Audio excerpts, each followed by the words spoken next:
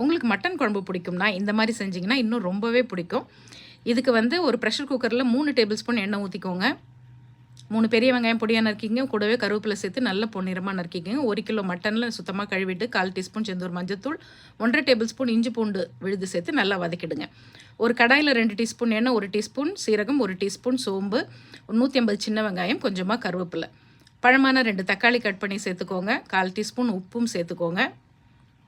கூடவே 4-5 முந்திரி, கொஞ்சம் ஃப்ரெஷ்ஷான கொத்தமல்லி, கருவேப்பிலை, நம்மளுடைய காரைக்குடி குழம்பு தூளில் ஒரு 3 டேபிள் ஸ்பூன் சேர்த்து வதக்கிட்டு நல்ல ஒரு பேஸ்ட்டாக அரைச்சிக்கலாம்.